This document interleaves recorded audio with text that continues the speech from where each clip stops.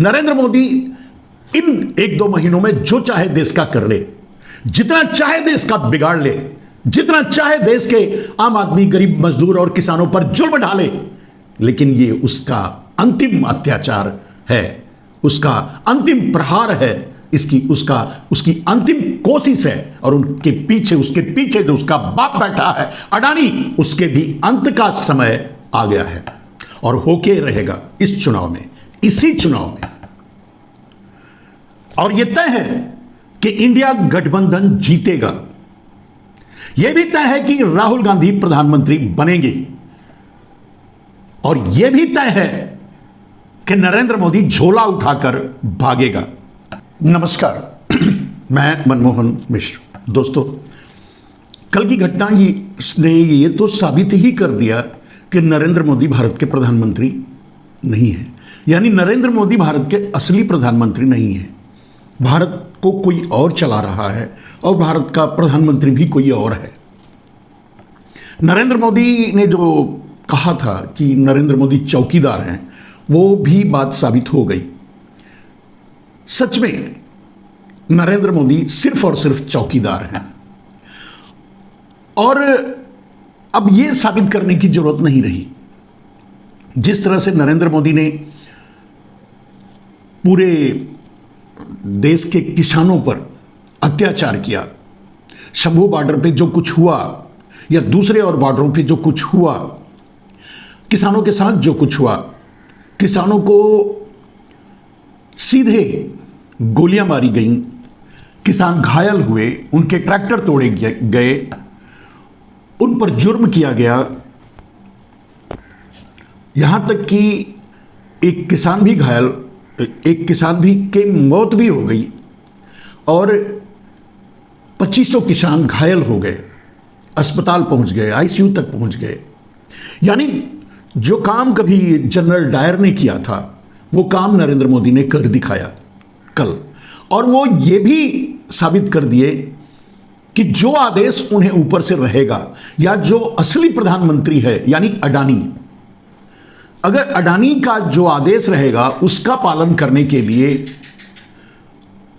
अडानी का चौकीदार नरेंद्र मोदी किसी भी सीमा तक जा सकता है, किसी भी हद तक जा सकता है।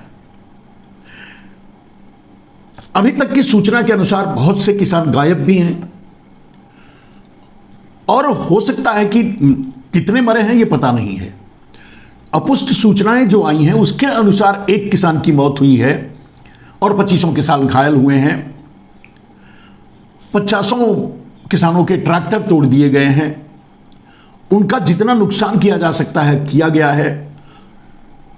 उन पर छर्रे दागे गए हैं, रबर बुलेट दागे गए हैं, पानी का कैनन छोड़ा गया है और आंसू गैस के गोले पानी के कैनन की तरह बरसाए गए हैं। यह सब कुछ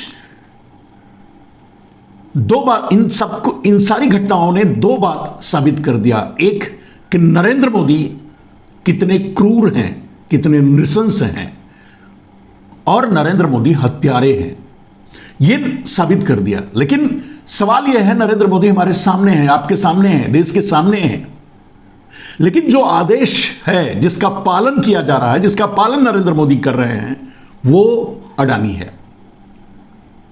अडानी किसी भी कीमत पे एमएसपी के लिए तैयार नहीं है। अडानी किसी भी कीमत पे किसानों से समझौता करने के लिए तैयार नहीं है, क्योंकि अडानी अरबों रुपया झोंक रखा है जगह जगह गोडाउन बनाने में, सॉइल बनाने में।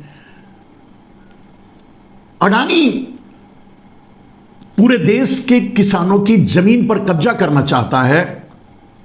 अडानी चाहता है कि वो जिस तरह से नरेंद्र मोदी के जरिए यानी अपने चौकीदार के जरिए देश के सारे इंस्टीट्यूशन पे कब्जा कर लिया, देश के सारे बिजनेस पे कब्जा कर लिया, चाहे पोर्ट हो, चाहे एयरपोर्ट हो, चाहे रेल हो, चाहे रोड हो, बिजली हो, पानी हो, कोयला हो, सीमेंट हो, यानी सारे इंफ्रास्ट्रक्चर पे आज अडानी कब्जा कर लिया।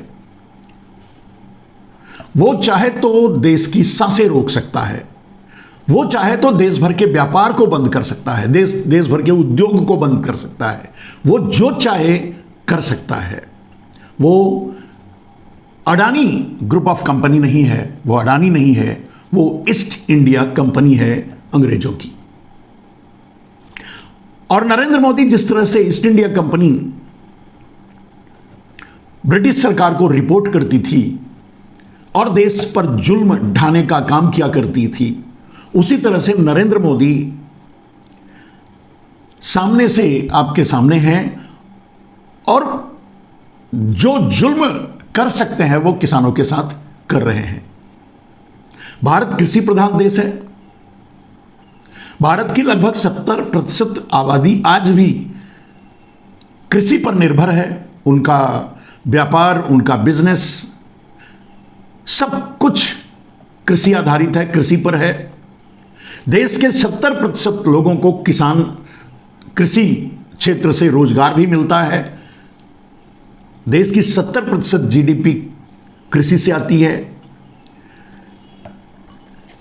और यही वो जगह है जहां सबसे ज्यादा ब्लैक मनी को खपाया जा सकता है, जो नरेंद्र मोदी और अडानी ने मिलकर छुपा के रखा है अपने गुर्गों के जरिए, अपने गैंग के जरिए,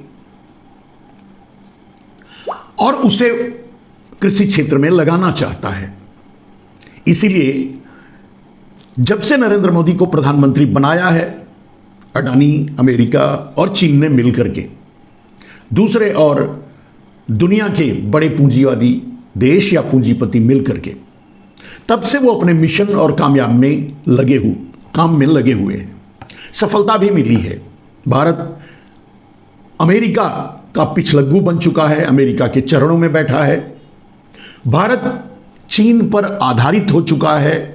अगर चीन सामान बनाकर ना दे तो भारत का दिन नहीं चल सकता, यानी भारत चल नहीं सकता, भारत खड़ा हो जाएगा, भारत रुक जाएगा।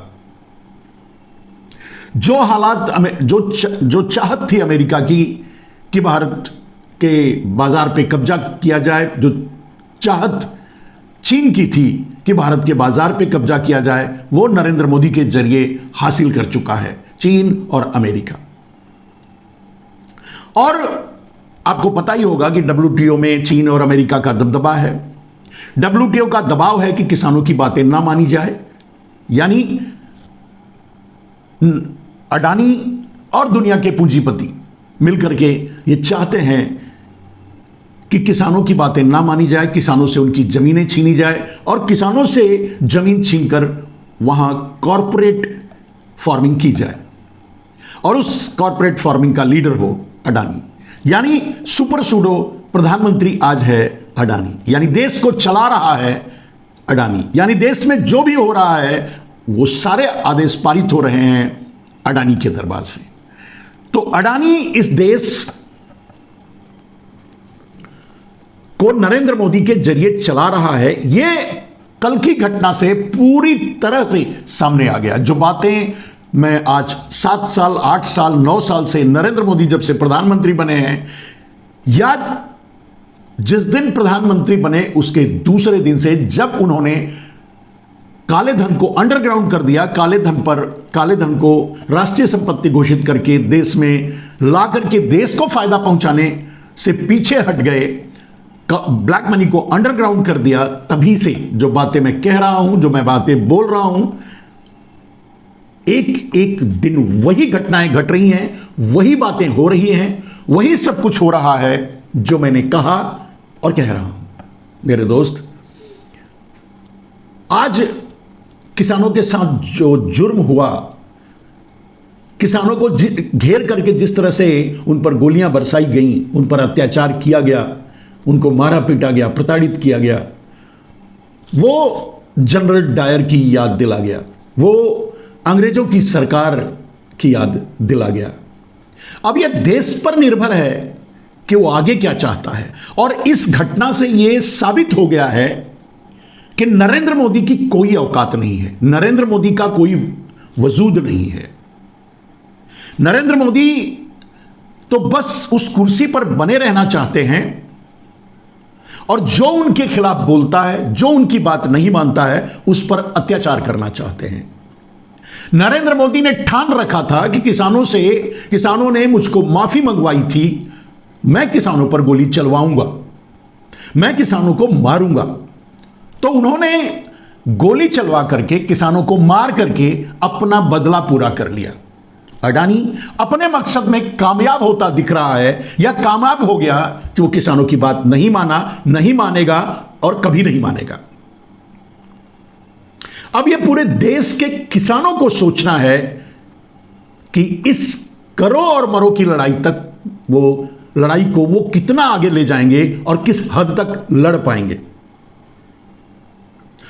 सामने चुनाव का डिक्लेरेशन हो गया है, डिक्लेयर हो गया है। चुनाव आयोग ने प्रेस कॉन्फ्रेंस करके चुनाव की तारीखें भी तय कर दी है। मैंने उसको बिल्कुल, उस पर मेरा ध्यान नहीं गया और ना ही मैंने उसे देखा है, ना ही मुझे पता है कि कब और किस तरह से चुनाव आगे होने जा रहे हैं, कब। लेकिन जो चुनाव आयोग की घोषणा हुई है, उसके बाद तो यह तय हो गया है कि नरेंद्र मोदी आगे इस चुनाव को जीतने के लिए कोई पुलवामा जैसी घटना तो नहीं करवा पाया है अपने लिए माहौल बनाने के लिए। उसके पास किसानों पर अत्याचार करके, किसानों पर गोलियां चलवा करके उसने यह साबित करने की कोशिश की है, यह दिखाने की कोशिश की है कि पूरे देश के किसानों को, पूरे देश के आम आदमी को, कि तुम्हारी कोई औकात नहीं है। इस देश में जो अडानी कहेगा वही होगा, जो अडानी कहेगा मैं वही करूंगा। अब फैसला, चूंकि चुनाव भी डिक्लेयर हो चुका है, तो अब फैसला देश के हाथ में है, आम आदमी के हाथ में है, किसानों के हाथ में है। किसान गोली खाकर भी नरेंद्र मोदी को वोट करेंगे, नरेंद्र मोदी को फिर से प्रधानमंत्री देखना चाहेंगे।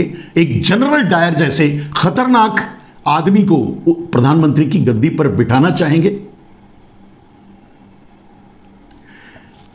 अब देश के आम आदमी, देश के गरीब, देश के वो 80 करोड़ लोग जो 5 किलो अनाज के लिए कटोरा लेकर के भीख की लाइन में खड़े हैं, वो देश के बेरोजगार युवा जो अपनी जान दे करके भी पैसे कमाने के लिए, नौकरी पाने के लिए इजराइल भी जाने के लिए तैयार हैं, वो देश के किसान जो आत्महत्या कर रहे हैं वो, या देश के किसान जो आज लड़ रहे हैं, या देश के वो किसान जो चुपचाप आज देख रहे हैं, या पूरे देश की आम जनता, या देश के छोटे बड़े व्यापारी, या देश के बड़े से बड़े व्यापारी,